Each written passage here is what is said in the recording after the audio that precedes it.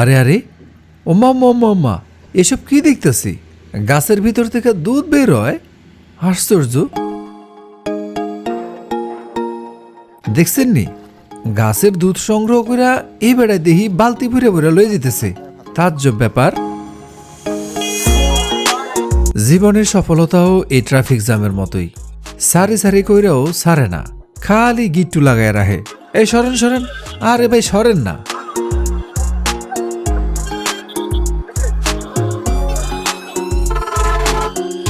এই যে এইবার জ্যাম ছাড়ছে, এইবার খালি আরামে চলার পালা। চলতে চলতে এমন এক বাগানের মাঝখানে এসে পড়ছি, যে বাগানের গাছ দুধ দেয়। দেখছেন এই দুই ধারের বাগান আর ছায়াঘেরা রাস্তার কি স্নিগ্ধ সৌন্দর্য। চলেন এই বাগানে ঢুকি আর আপনাকেও এই আজব আর সুন্দর গাছগুলান দেখাই। শত শত গাছ, হাজার হাজার গাছ। কি গাছ? রাবার গাছ। বন্ধুরা আসসালামু আলাইকুম, সবাইকে শুভেচ্ছা। আমি এখন চলে এলাম বাংলাদেশের অন্যতম একটি রাবার বাগানে। আর এই বাগানটা কোথায়? বাগানটা হচ্ছে চট্টগ্রামে। চট্টগ্রামের ভূজপুর থানার হেয়াকোট দাঁতমারার রাবার বাগান। চট্টগ্রামের বৃহত্তম একটি রাবার বাগান, বাংলাদেশের অন্যতম একটি রাবার বাগান। এই রাবার বাগানে চলে এলাম দেখতে রাবার বাগানে কিভাবে রস সংগ্রহ হয়, কিভাবে গাছ কাটে, সেটা দেখার জন্য মূলত আজকে আসা। এখানে যে শ্রমিকরা কাজ করে তাদের সাথে কথা বলবো। এই যে দেখেন, এই যে গাড়িটা যাচ্ছে, এই যে গাড়িটা, এই গাড়িতে করে তারা কিন্তু রস সংগ্রহ করে। এই যে এরকম অনেকগুলো গাড়ি আছে। এই গাড়িগুলোতে মানে যারা গাছগুলো কাটে এখান থেকে রস সংগ্রহ করে, তারা রসগুলো নিয়ে এই গাড়িতে দিয়ে দেয়। তখন গাড়িতে এই রসগুলো সংগ্রহ করে তারা ফ্যাক্টরিতে নিয়ে যায়। ওই যে দেখেন সাইকেলে করে রাবার নিয়ে যাচ্ছে, দেখছেন? বন্ধুরা দেখেন সারি সারি রাবার গাছ। দেখেন কত বড় এই বাগান। এখানে আসলে কার না মনটা শান্তিতে ভইরা যায়। এই সারি সারি গাছের মাঝখানে দাঁড়িয়া নিজের প্রজাপতি মনে হইতেছে। ইস, ডানা থাকলে উইরা উইরা সারা বাগান ঘুরতাম।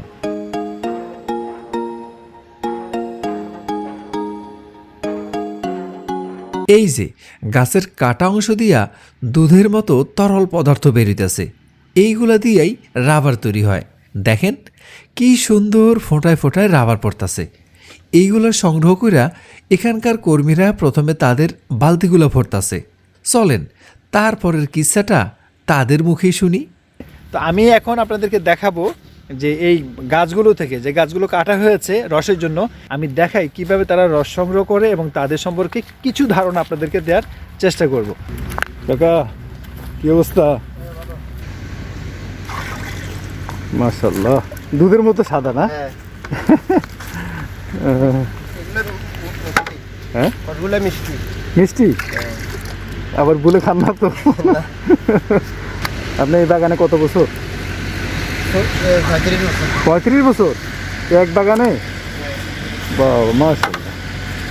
তাহলে তো পুরো জীবনটা এখানে কাটালেন। পুরো বাগানে কত হাজার গাছ হবে? এটা সঠিক জানা নাই, নাকি 700 মতো শ্রমিক আছে। শ্রমিক আছে 700? বাগান তো সরকারি না? সরকারি। সরকারি? পুরো সরকারি না আধা সরকারি? আধা সরকারি, হ্যাঁ।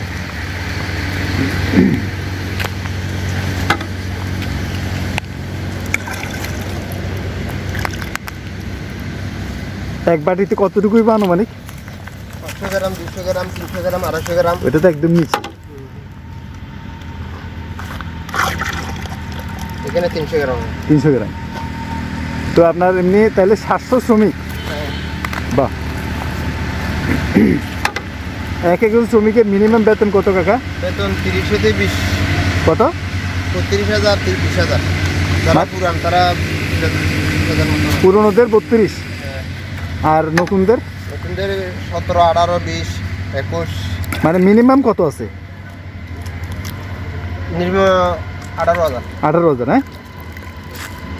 আপনার এমনি গাছের সংখ্যা কত হবে কাকা? দুটা তো শাশুড়ি, মানে দুটা মানে এক একজন শ্রমিকের 400 গাছ? 800 গাছ। 800 গাছ, একদিন 700 আর একদিন 700। আচ্ছা।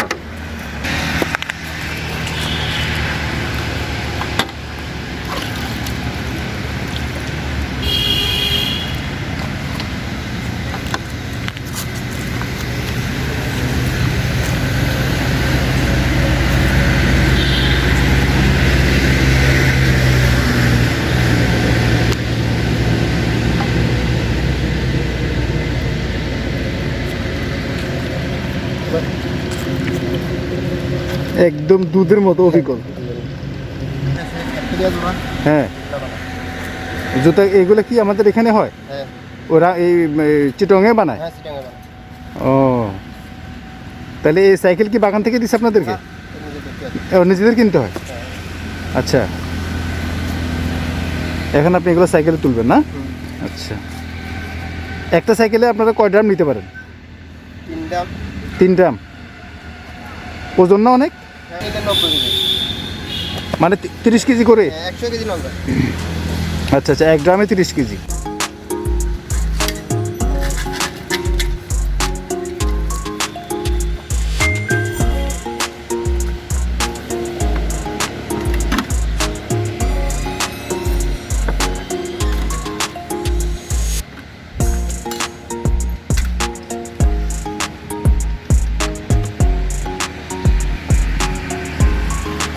ঠিক আছে কাকা, আবার দেখা হবে ইনশাল্লাহ। জি, আসসালামু আলাইকুম।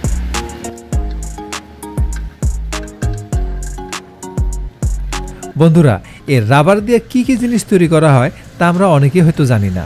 এই রাবার দিয়া টায়ার, জুতা, গামবুট, রেইনকোট, হ্যান্ড গ্লাভস, খেলনা এরকম নানান ধরনের আইটেম তৈরি করা হয়। বাংলাদেশের এই রাবারগুলো বিশ্বের বিভিন্ন দেশে রপ্তানি হইতেছে এবং এই রপ্তানি থেকে আমাদের দেশের অনেক বৈদেশিক মুদ্রা আয় হইতেছে। হ্যাঁ, দাঁতমারা রাবার বাগান থেকে আজকে এখানে বিদায় নিচ্ছি। দেখা হবে পরবর্তী ভিডিওতে ইনশাল্লাহ। সে পর্যন্ত সবাই ভালো থাকুন, সুস্থ থাকুন। আর ভিডিওটি ভালো লাগলে লাইক করবেন, কমেন্ট করবেন, সে সঙ্গে আশা করি শেয়ার করে দিবেন। Bye bye.